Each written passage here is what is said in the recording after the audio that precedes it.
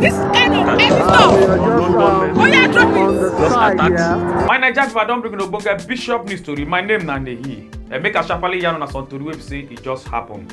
President Bola Ahmed Tinubu don come dey hail the richest black man wey be Aliko Dangote for him selflessness and also determination as him turn around the economy of Nigeria, come finish the construction of 37-kilometer road wey be Apapa Oworoshoki Expressway.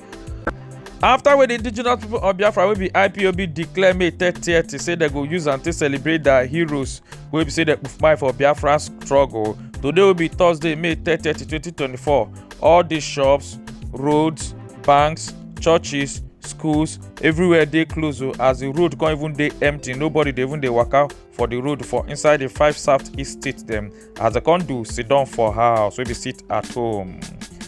Wetin Junction. The management of the National Medical Service Laboratory wey dey for inside Pennsylvania, United States of America don come deny wetin the Lagos State government to come out come talk about the toxicology test to find out wetin cause the spoofing of the ogbonge Nigeria singer wey be Ileroluwa Aloba aka Mohbad, as they come dey talk say they not do any autopsy test for inside their lab.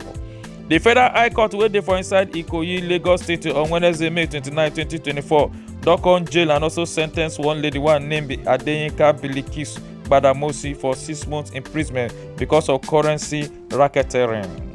The former minister wey be Obi Ekwesili don come dey fire bad mouth dey give Tinubu government because of the new national anthem, as she come dey talk say federal government go bring the new national anthem as if maybe na wetin dey important to Nigeria. Come dey talk say she think say this thing na joke until wey President Bola Ahmed Tinubu come sign am into law.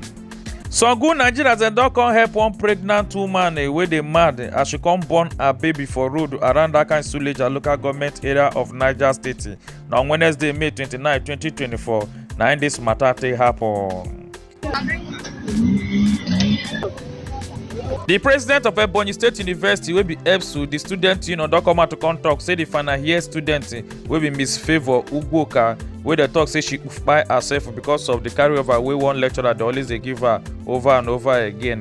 The president of the union don come out to come talk say she no kpai herself, say na some people wey say they no know na dey kpai her.